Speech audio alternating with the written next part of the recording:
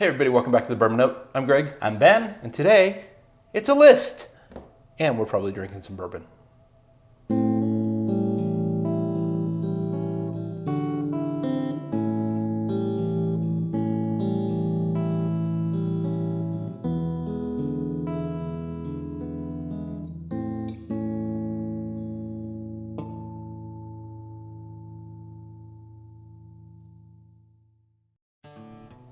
All right, Ben, I have an idea.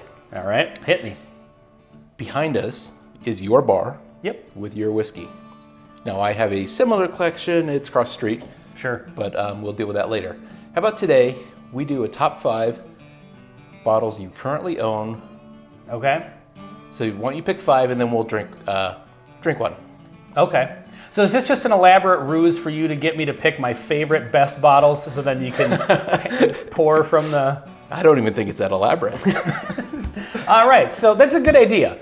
So, you know, we do lists from time to time, top 5 for this, top 5 for that. Yeah. But yeah, let's talk about and we'll do one for your collection too in a separate video. So maybe next week we'll do my collection. Okay. So I'm going to go with the best bottles that I currently own, my favorite ones. And that may not, well, you have your criteria. Right. So. I'm just, honestly, usually we don't do lists where we do just allocated or just expensive or whatever, but I'm going with the hitters for this one. Like, That's okay. These are my top 5, these are my best bottles, my favorites. All right, so for number 1. Basil Hayden. No. So these are not in any particular order. Okay. So I'm just going to grab them according to where they are on the shelf. Okay. So this looks Bam. good.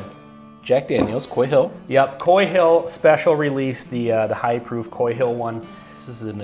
This is one of the aggressively awesome. Yeah, this is 141.5 proof. Yeah. They vary because they're single barrels, 9-year age. We did a review of this a while ago, and it was amazing. This is one of the best whiskeys I've had. Period. If not End of statement.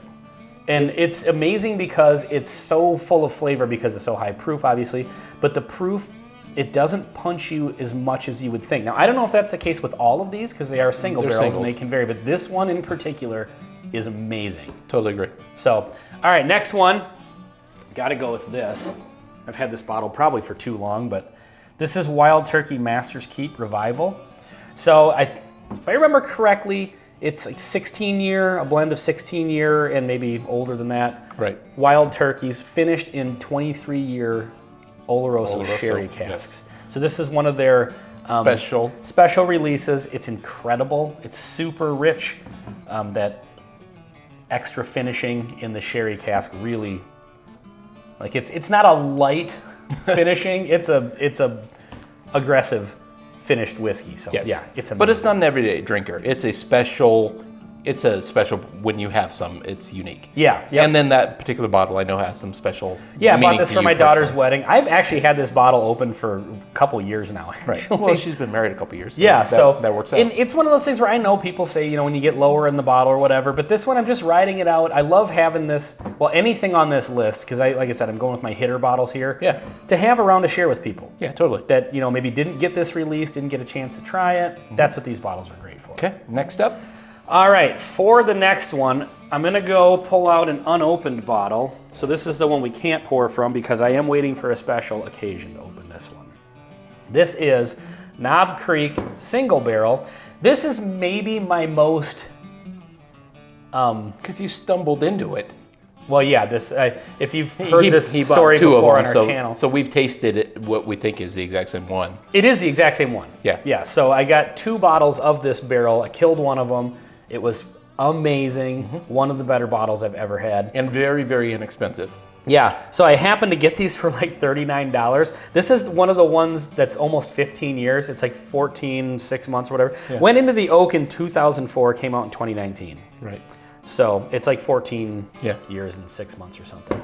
So yeah, as I said, I did already kill a bottle of this. And so I have this next one that kind of just, I've got 100 and some open bottles of whiskey. I'm not in a hurry to open this one. Totally. To leave it, leave it how it is. And then on a special occasion, maybe if we get like a certain amount of subscribers or some sort of channel milestone, we'll bust that one open.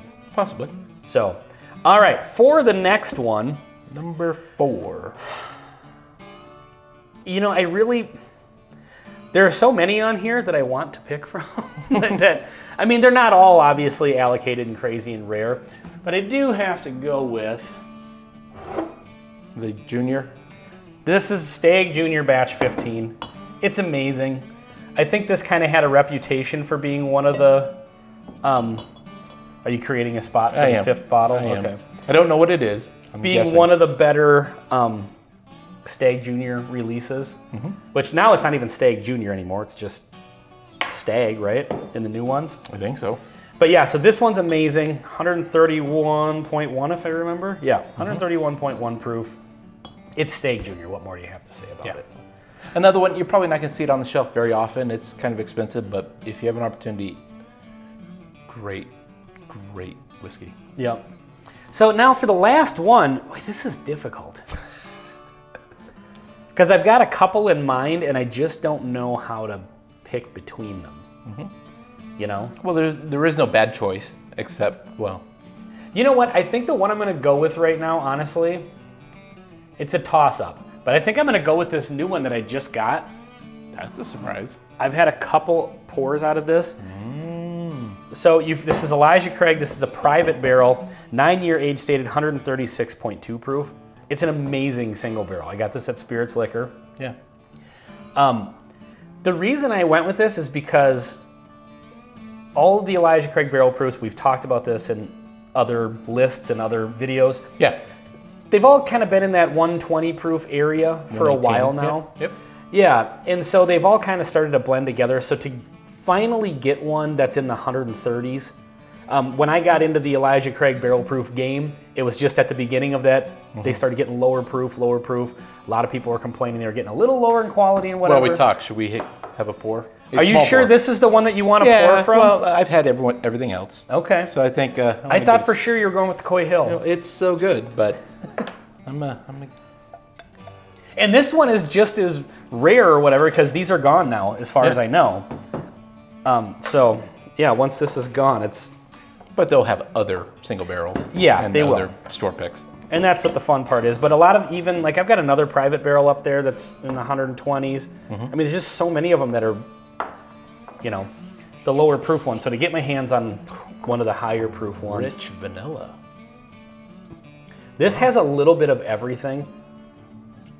I actually even got a little bit of almost a barbecue smoke out of this. It's funny you should say that, because I was thinking that we recently did a barbecue flavored whiskey that was actually awesome, but obviously artificially flavored. I almost got kind of that. Yeah, it's got like a, and I don't usually, like that's a fairly common note some people get. They get like the smoky, meaty, smoky sort of, and I don't usually get that, to be perfectly honest. A lot of times the sweetness kind of overcomes that. And this has plenty of sweetness too, but it's got just everything. Oh, wow. Real viscosity. Red pepper turned up to 12 maybe 13. Boy, this has got a burn. Yeah. I mean, this goes head to head with the Stag Junior and the Coy. The Coy Hill is in a kind of a area of its own, but boy, this is impressive. Yeah. It's just amazing. So it has a really upfront burn, and it builds and builds, but it never becomes so offensive or too overpowering. But then it really mellows out. The sweetness kicks in, the viscosity and the mouthfeel really balances out. This is great. Yeah, nice and oaky. There's a little bit of kind of a red fruit cherry on top of that barbecue note. Yeah. And then you got the classic brown sugars and caramels and stuff like that. Yeah, it's just well rounded out. I just got this bottle, and so this has kind of been my nightly, the last couple of nights. If I'm gonna have a pour, I've just been going to this one because I love it. I can't get enough of it. Boy, that's nice. Yeah. So, well, these are my top 5. I was tempted to grab the Antique 107. That's another one that could definitely hold its own on this list. Yeah, because it's the Weller. Well, I don't think it's in the same. It's allocated, but when you take that away, it's not in the same ballpark as these. But I just genuinely like that whiskey, and I can't get a hold of it. I just so badly wish that wasn't allocated. I'd love that for just an everyday drinker. Yeah. So, I mean, that's a good point. Like, I have to do my list for next week. Do I go with ones I just like to drink or what I feel are my top whiskeys on my... Let's go with the hitters. Let's go with like your top, like these are my, if I want to impress the internet or just whatever. Because I mean, I could put Early Times Bottled in Bond on my top 5 favorite list because I love that. Sure. But it's an everyday pour. Thing. It's a, you know, it's not the same as a list like this. Like, let's do the hitters. Like, what are your best? Yeah, like for me to do Evan Williams Bottled in Bond, I love it. It's a great whiskey. Yeah. But yeah, that's not what I should pick. Yeah. Okay. Fair enough. Let's pick the good ones. Okay. Top shelf stuff. So, all right. Well, this has been my top 5 that I currently have on my shelf right now, and then yeah, next time we'll do Greg's. So, all right. Well, thank you for watching. This is the Bourbon Note. Please like, comment, and subscribe. Until next time. See you next time. Until next time. See you next time. I love it. I'm leaving that in. Yeah.